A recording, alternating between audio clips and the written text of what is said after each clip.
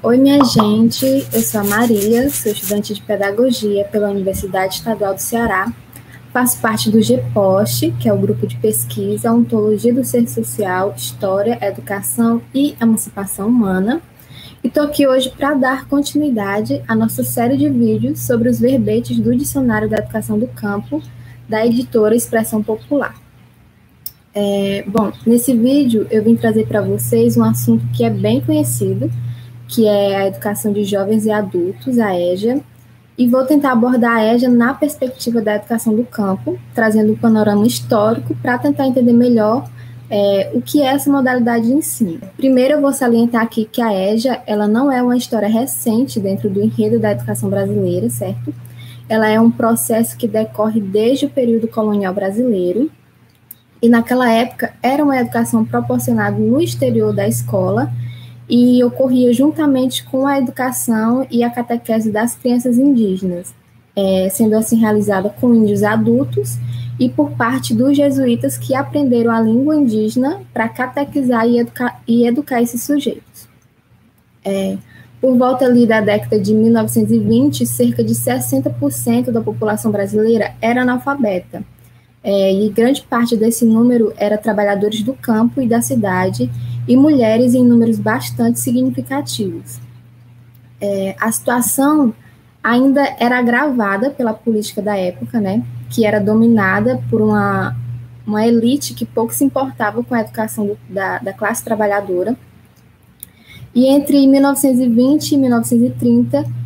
Anísio Teixeira trouxe ao Brasil um modelo de educação que é conhecido como Escola Nova, e esse modelo de educação respondia a uma urgente demanda por alternativas na educação, uma vez que o mundo todo passava ali por diversas transformações urbano-industriais, né? E a Escola Nova, ela só ganhou força no Brasil a partir de 1932, com a elaboração do Manifesto dos Pioneiros da Educação Nova, que propunham uma educação adequada a esse novo momento que o mundo passava, né? E esse manifesto, ele não se opunha e nem mesmo fazia ou trazia alguma crítica ao capitalismo industrial e muito menos às mudanças que esse capitalismo trazia para a sociedade e, consequentemente, para a educação do nosso país. Enquanto isso, nesse momento de urbanização, de industrialização, a população no meio rural brasileiro continuava ali esquecida. Aqueles que viviam no campo continuavam sendo vistos como atrasados, como conservadores, como alienados, ou seja, os camponeses eram aqueles que deveriam se abrir ao progresso e aos movimentos civilizatórios, né?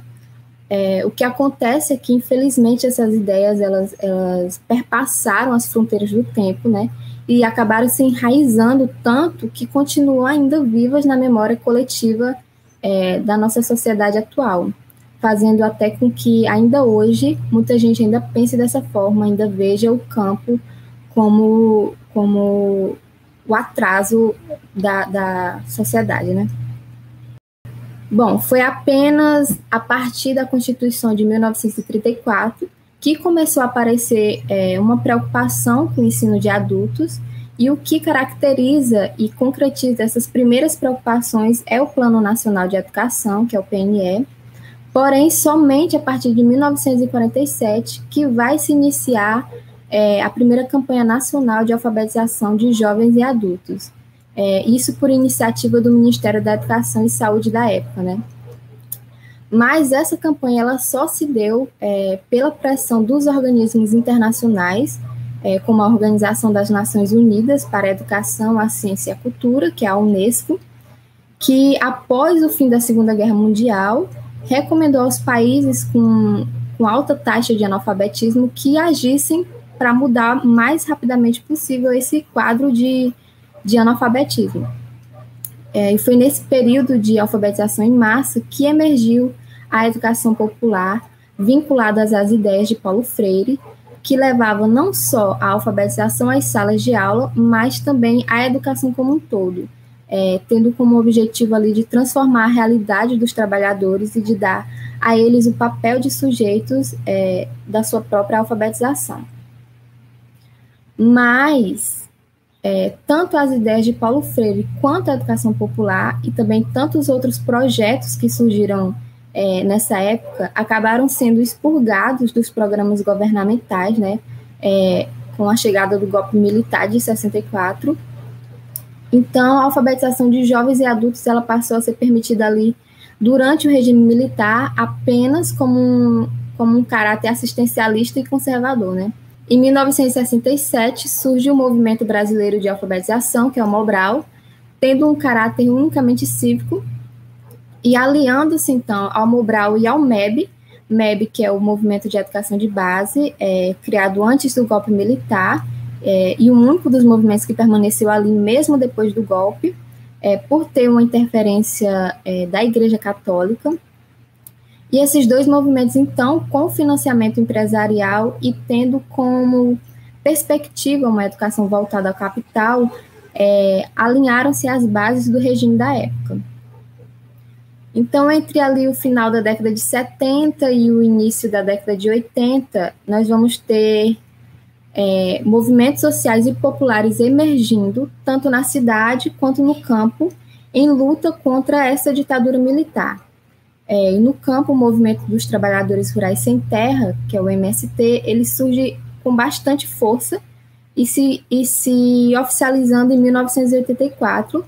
a partir do primeiro Encontro Nacional dos Trabalhadores Sem Terra.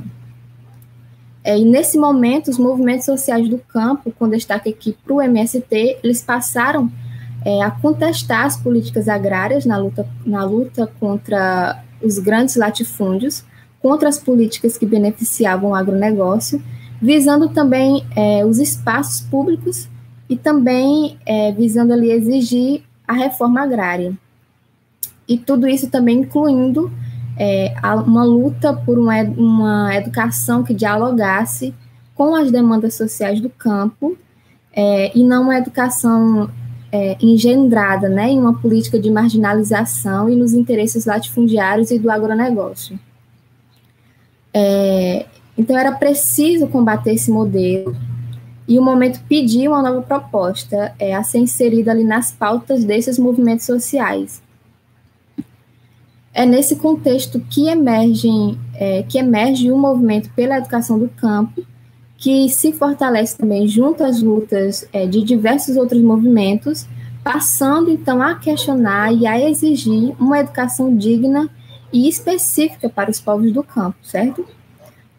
E a partir das pressões desses movimentos, o direito à educação escolar em qualquer idade passa a ser garantida pela Constituição de 1988, e a EJA ela passa a ser uma modalidade de educação básica a partir da Lei de Diretrizes e Bases, que é a LDB, em 1996.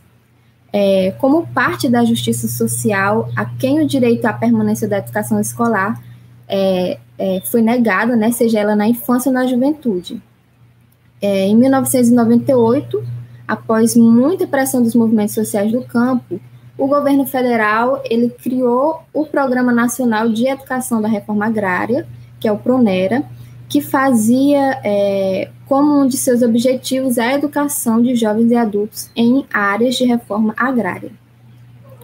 A alfabetização de todos também era um dos objetivos do PRONERA,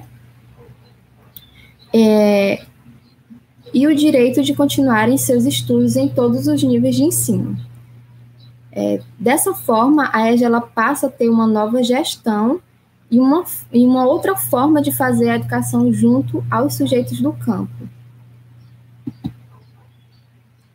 No campo brasileiro, essa educação de jovens e adultos ela se concretiza com as práticas educativas escolares e também não escolares desenvolvidas com e para os trabalhadores jovens e adultos que habitam no campo brasileiro e que nas suas mais diversas trajetórias de vida não tiveram a oportunidade de entrar ou ainda de permanecer na escola na idade regular. E a EJA é ainda uma resposta também às demandas por escolarização colocadas pelos sujeitos sociais do campo, demandas estas que são fruto de um longo período histórico de exclusão dos trabalhadores do acesso à educação escolar. Então, a gente acaba vendo aqui que a EJA é muito mais do que só alfabetização. Essa educação no campo brasileiro tem o enorme desafio de instrumentalizar, né, de armar, de dar voz aos trabalhadores para que eles possam estabelecer ligações entre as várias áreas do conhecimento e a sua relação com as lutas de classe. Nesse contexto atual da questão agrária e dos embates com as transnacionais, a apropriação do conhecimento ela acaba se tornando imprescindível para que esses trabalhadores possam compreender os nexos das lutas de classe no campo, né? E por fim, antes de concluir, eu quero destacar aqui que há uma vinculação direta da condição de pobreza, do latifúndio e da desigualdade social com a existência de pessoas que não sabem ler e nem escrever. E é muito importante que tenhamos essa consciência da importância da EJA para a educação do campo e para a conscientização e para a luta por uma educação emancipadora que atenda às especificidades dos sujeitos do campo e que transpassem as barreiras da educação alienadora oferecida atualmente pelo sistema capitalista. Bom, é isso, gente. Esse é um assunto que abrange muitas coisas e se você tiver interesse em saber mais, se quer conhecer outros temas a respeito da educação do campo, comenta aqui no vídeo, passa seu feedback para a gente, curte, compartilha com todo mundo e se inscreve aí no canal se você ainda não é inscrito e também ativa as notificações para não perder nenhum vídeo novo quando for postado. E se você também não viu os vídeos anteriores da nossa playlist, aproveita para assistir porque tem muito vídeo bacana para você. Se cuida e até a próxima!